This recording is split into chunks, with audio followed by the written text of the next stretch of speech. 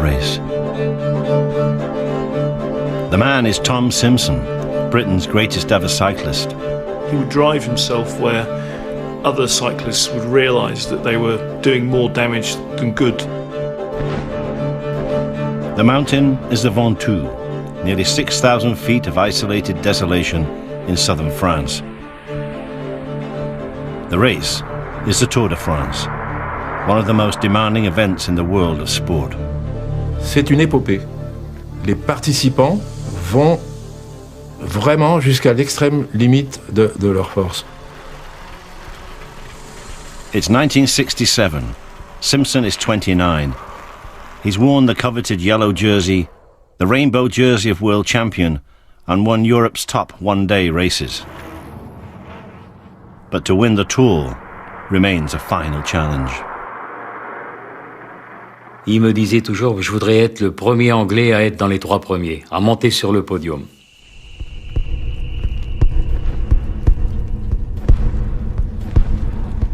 On the 13th of July, on the 13th stage of the 1967 Tour, Simpson is in pursuit of victory.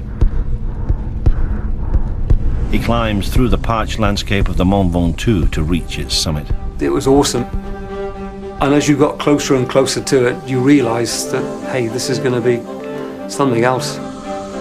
It's suffocatingly hot. Because of the altitude, riders can barely breathe. It was just sheer hell on wheels. It was nearly the end of the 13th day of the Tour de France rolling cycle race. To survive the pain and suffering this day, Simpson has resorted to illegal drugs. He was given oxygen. Near the summit of the mountain, he collapses. The more I climbed towards him, the more I became to realise it looked very serious. Like a case of sunstroke. Temperatures over France this week and today have been in the upper 90s Fahrenheit. Tom Simpson has ridden himself to death. How could this have happened? How could the life of the miner's son who conquered continental cycling have ended like this? What was it about Tom Simpson that led him to die for his sport?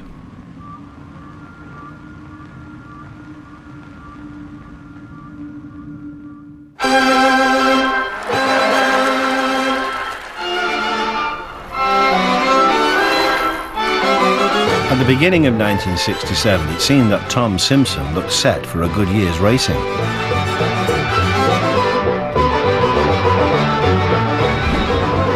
In April, he won Paris-Nice, the first big stage race of the cycling calendar, an early indicator of form.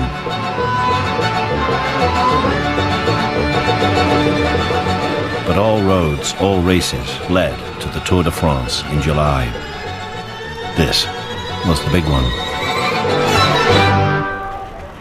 It's always been the toughest event in cycling because of its length and the length of the stages, the fact that you have to do it for 22 days, 25 days on the trot. And because of that, it's always been the most coveted prize in cycling. Simpson had no doubt that history would look more favourably on a rider who did well on the Tour. À mon avis, c'est le Tour de France qui peut faire un coureur qu'on n'oublie jamais. The Tour de France in the 60s was a particularly demanding affair. The race was now faster than ever with better roads and better bikes. But with 22 stages lasting 4,000 kilometres, it was 1,000 kilometres longer than today's Tour. You've got 3 weeks, day in, day out, over the Alps, over the Pyrenees, rain, snow, wind, the whole lot. You only need one bad day in the Tour. If you're an overall contender, one bad day and that's it. The Tour's finished for you.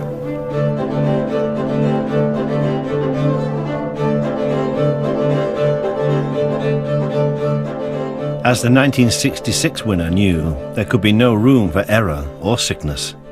Le Tour de France est l'épreuve phare et l'épreuve la plus importante du calendrier international, la plus dure, et où donc toutes les lacunes ou je dirais les faiblesses de chacun apparaissent au grand jour, parce que donc on est toujours au top de sa condition physique. On est toujours en train de rouler, on dirait chez nous, on dit dans le rouge, donc on est toujours à la limite de la cassure.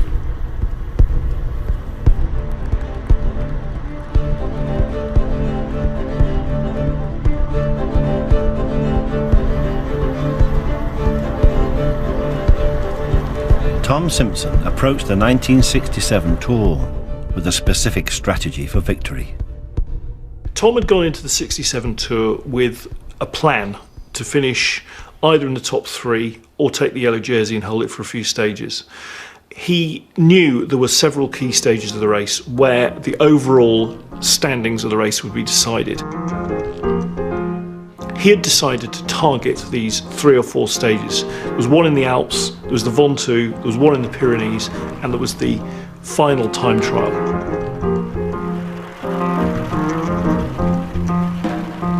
To win the Tour, you have to do well in its demanding mountain stages. But during the first challenge Simpson gave himself, passing through the Alps on the 11th stage, he fell ill. He really suffered, and we basically carried him up the stairs to his bedroom. He didn't want to eat, but we forced him down. I said, well, Tom, eat some soup. And he said, I just feel ill, I don't want to eat. So we forced him to have some soup, and then straight away went into the toilets, into the gents, and he was sick. Aside from personal or patriotic glory, there was another pressure to perform which drove Simpson on during the 1967 Tour. This was the promise of a new contract with an Italian trade team.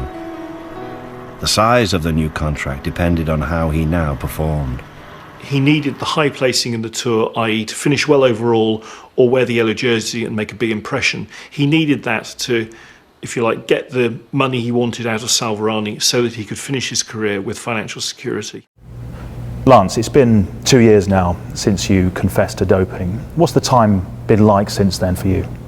The fallout has been heavy. I mean, maybe heavier than even I thought. And the way that I sort of told my story or told the world through Oprah is as good a job as I think she did, or is the best job she could do for herself. It was pretty brutal afterwards. So it's been tough. It's been trying. It's required some patience, but it seems like there's some light at the end of the tunnel. My biggest fear was I'd have that day where one of my older kids, my 2 youngest ones are too young to even know, or their classmates to know. But you'd have that day where a 13-year-old or a 15-year-old would come home and just be in pieces. Dad, I heard this in the hallway, or I read this on social media, or is this true, or yeah, I mean, that would rock me. When it comes to the doping, would you do it again? If I was racing in 2015, no, I wouldn't do it again, because I don't think you have to do it again. If you take me back to 1995, when it was completely and totally pervasive, I'd probably do it again. People don't like to hear that. That's the honest answer. Yeah, that's the honest answer. But it's an answer that needs some explanation. And it's, I mean, I look at everything, when I made that decision, when my teammates made that decision, when the whole peloton made that decision, like we get it. It was a bad decision in an imperfect time, but it happened. When Lance Armstrong did that, I know what happened because of that. I know that I know what happened to the sport of cycling from 1999 to 2005. I saw its growth. I saw its expansion. I know what happened with the industry, the cycling industry. I know what happened to Trek bicycles, 100 million in sales to $1 billion in sales. Yeah.